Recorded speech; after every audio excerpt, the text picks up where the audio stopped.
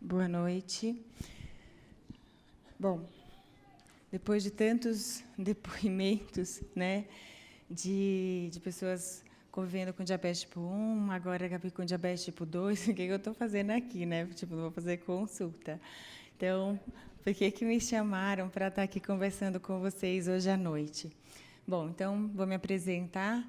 A parte do doutora foi de propósito do Bruno, né, Bruno? Mas tira a parte do DR. Então, meu nome é Érica, eu tenho 40 anos e vou contar um pouquinho para vocês sobre a minha história de convivência com diabetes. Tá? Então, assim, eu sou mãe do Paulo e do Vitor, que estão aqui, o Paulo de 8 anos, e o Vitor é aquele que já é noite, tadinho, né? Já está quase madrugada, né, Vi? Está esperando até agora, perguntando a hora da mamãe. E eu vou contar um pouquinho para vocês sobre a minha história com diabetes. Então, eu tenho 40 anos, 17 anos que eu sou médica, me formei em 2000 e terminei a endocrinologia em 2005, então já vai fazer quase 13 anos que eu sou endócrino e trabalho todos os dias com pessoas que têm diabetes tipo 1, a tipo 2, a tipo gêmea. Eu gostei dessa, aprendi mais uma hoje. A tipo gêmea, tem o tipo 3 e tem a diabetes gestacional, que é um tipo de diabetes que acontece só durante a gestação, né, em mulheres que previamente não tinham diabetes, e depois que a gestação vai embora, o bebê nasce, normalmente elas passam a ter glicemias normais. Então, eu tive o primeiro contato assim com a questão do diabetes durante a faculdade. Eu me encantei durante a disciplina de endocrinologia, eu falei, é isso que eu vou fazer da minha vida. E aí eu terminei a faculdade, fiz a residência de clínica médica, depois fiz a residência de endocrinologia, e durante a endócrino, nas aulas sobre diabetes, a gente estuda sobre várias coisas, né, vários hormônios, então eu me encantei muito com a história do diabetes. E hoje, 14 de novembro, é o Dia Mundial do Diabetes, justamente porque em 14 de novembro de 1891 nasceu Frederick Banting, que foi exatamente uma pessoa extremamente importante para todas as pessoas portadoras de diabetes, porque foi ele mais uma equipe, né, de cientistas que descobriram a insulina. Em 1922 foi a primeira vez que foi aplicada a insulina. Então, vocês imaginam como a Carmen estava contando de toda a história dela, das seringonas grandes, que tinha que fazer esterilização e tararau, e hoje a gente tem bombas de insulina, sensor sem furar o dedo. Então, assim, antes de 1922, os pacientes não tinham insulina, então eles faleciam muito cedo, né? Então, dificilmente eles chegariam, né, com 67 anos de diabetes. Então, tudo aquilo me encantou muito. E eu convivo todo dia com pacientes que têm essa doença, é uma doença crônica, e como vários já falaram aqui, não é só questão de número desce, número sobe, mas toda uma questão emocional e família que a gente tem que trabalhar, e isso é muito gratificante. Mas a vida traz algumas surpresas interessantes. E aí, em 2009, eu estava grávida do meu primeiro filho, Paulo, e eu estava com 26 semanas quando eu comecei a ter contrações prematuras e a minha médica pediu para eu ficar em repouso 24 horas. Daí, de 24, virou 36, 72, uma semana, resumindo, até o final da gestação. Então, eu fiquei de castigo em cima de uma cama, tipo, virando bife à milanesa para não fazer trombose, né? De um lado para o outro, de um lado para o outro. E aquilo, para mim, era um castigo, porque eu trabalho 12, 14 horas por dia, faço 1000 coisas, e era muito ruim. Então, eu começava a chorar, porque eu estava em cima da cama, lá no meu quarto, meu marido trabalhando o dia inteiro, eu não tinha ninguém fora o computador. E quando o Wi-Fi caía, daí ferrou, porque eu não tinha mais ninguém o dia inteiro. E aquilo, para mim, era muito angustiante, né? Mas eu não podia também chorar, porque daí dava contração. Então, eu tinha que controlar minhas emoções. Está rindo, né, Lu? E uma semana depois que eu estava de repouso, que aí a minha diversão virou sair de casa para fazer exame ou para ir no médico. Era o meu passeio durante o repouso absoluto. Então, eu fiz o teste, né, para o rastreamento do diabetes gestacional, e aí, para minha surpresa, estourou os 3 horários. Basta um para ter o diagnóstico de diabetes gestacional, eu estourei os 3 horários. E aí as pessoas falam assim, nossa, mas você é magrinha, assim, como, né, tem diabetes? Então, existem alguns fatores de risco, eu tenho um histórico familiar importante de diabetes, né, no caso de diabetes tipo 2, isso já é um fator de risco, eu engravidei depois dos 30 anos, é outro fator de risco, enfim.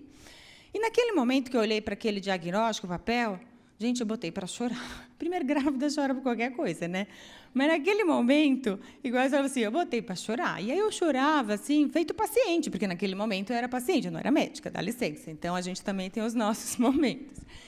E aí eu chorava copiosamente, tudo. Eu estava, inclusive, sozinha em casa.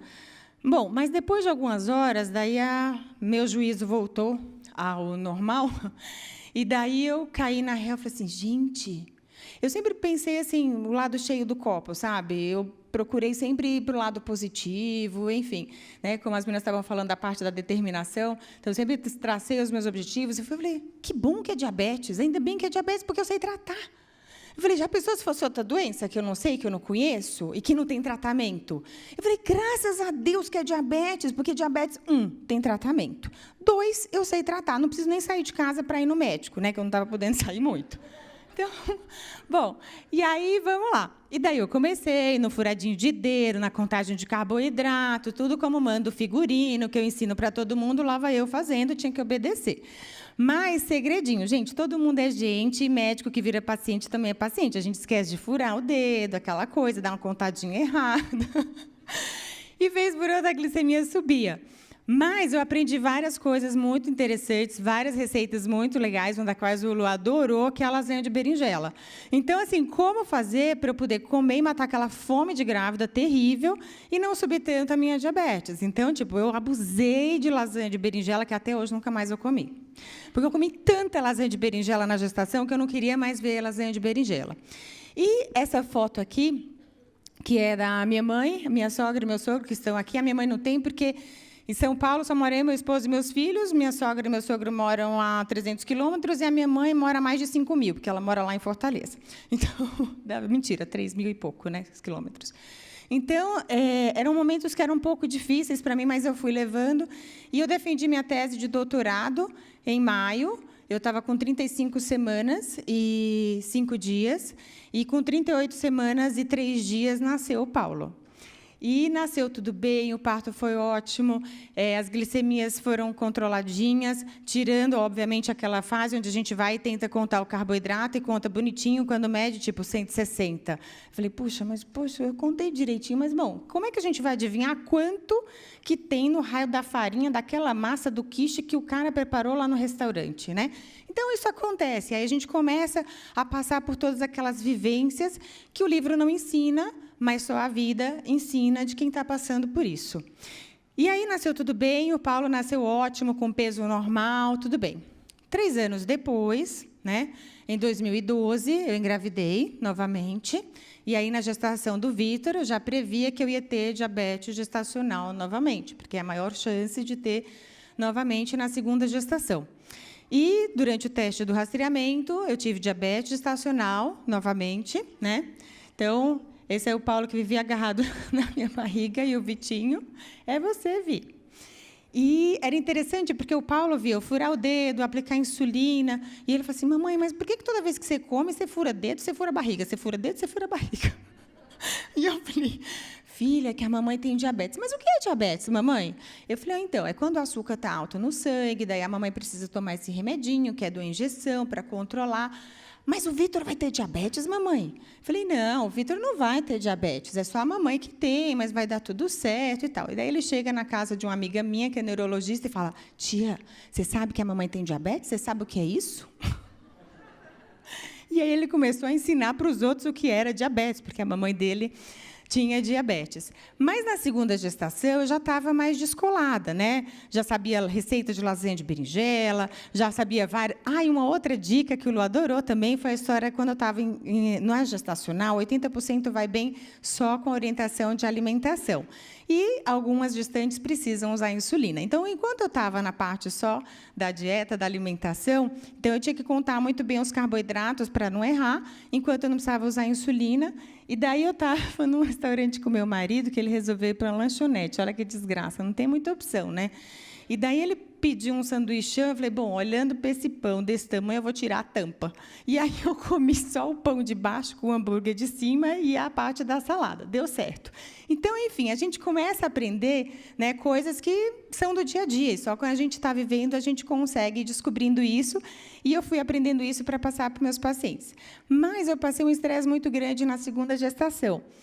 Porque eu estava trabalhando, já tinha o primeiro, daí era leva o Paulo para a escola, busca o Paulo na escola, vai atender paciente, vai para o consultório, volta, e a minha funcionária resolveu ir embora quando eu estava com 6 meses de gestação. E aí, como eu não tinha quem me ajudasse, ficou uma situação complicada. Minha sogra foi para me ajudar também. Mas, enfim, foi um estresse muito grande. E o Paulo teve que passar por integral. Daí ele chorava, dizia que eu não gostava dele, porque ele deixava ele na escola de tarde, que ele não gostava.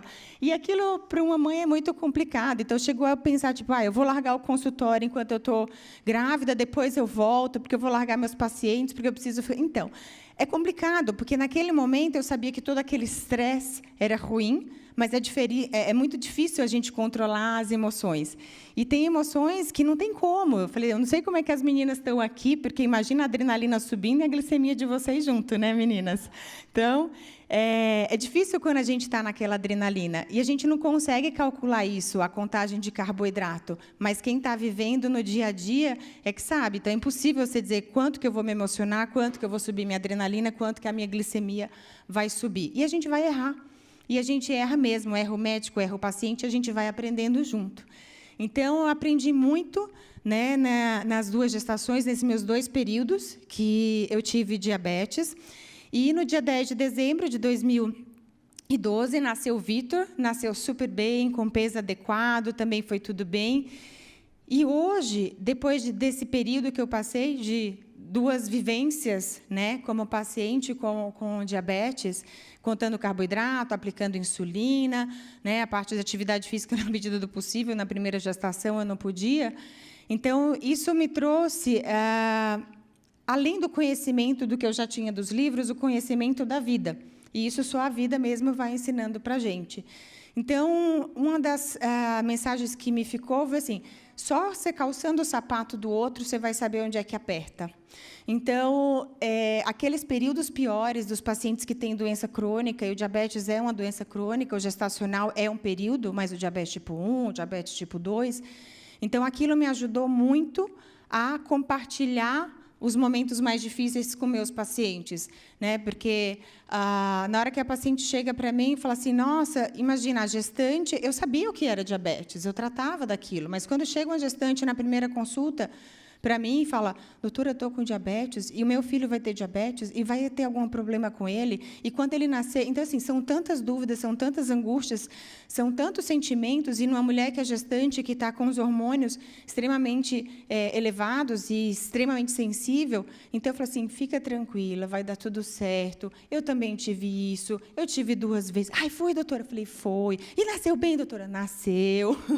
Então, assim, isso ajuda a gente compartilhar, né? Então, você conhecer o que o outro passa ajuda a você compartilhar esses sentimentos, e eu acho que ajuda muito, porque muitas vezes a consulta não é a prescrição, mas sim a atenção. E eu percebo isso quando o paciente está precisando. Então, a parte da insulina é o de menos. A receita da insulina está ótima, mas o paciente não está bem. Então, isso me ajudou, né, a compartilhar mais. E eu acho assim, diabetes, a vida com diabetes não é uma vida fácil. Vocês ouviram aqui vários depoimentos, mas a vida não é fácil, né?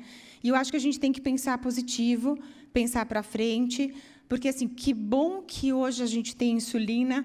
A dona Carmen passou por vários estágios da evolução da medicina, né, Carmen? E a gente, graças a Deus e aos cientistas, a gente está evoluindo mais para trazer mais qualidade de vida para as pessoas que têm essa doença crônica. Porque a gente tem que pensar positivo, a gente tem que correr atrás, a gente tem que levar informação, porque, graças a Deus, hoje a gente está melhor, mas ainda tem muito para fazer, viu, dona Carmen? Não só de tecnologia, mas de informação. A gente, nas campanhas ontem e hoje, a gente percebe quantas pessoas ainda precisam de informação sobre o diabetes. E se tem uma mensagem aqui para deixar, né, para vocês, de tudo que eu aprendi, se hoje está ruim, amanhã é outro dia. Então, amanhã pode estar melhor. Se hoje eu estou triste, amanhã eu posso estar sorrindo. Então, assim, não desiste. Não desiste. E se hoje está ruim, amanhã amanhecer e estiver ruim, e eu não conseguir sair dessa tristeza sozinho, pede ajuda, porque tem sempre alguém disposto para ajudar. E a gente tem que pensar positivo, e a gente está aqui, a vida é curta, para fazer o bem para outras pessoas. E eu sou muito grata da minha profissão, que eu consigo fazer isso todo dia, ajudando as pessoas que têm diabetes. E essa é a minha família. Meu marido não pode estar aqui, ele está no congresso, é médico também, está no congresso no Sul. E esse aqui é o Paulo, o Vitor, e a gente estava no parque, ali no Parque do Povo, porque eu adoro fazer atividade física, eu faço atividade 4 vezes por semana, e incentivo bastante meus pacientes a fazer isso, além da parte de alimentação saudável. Obrigada pela atenção de vocês.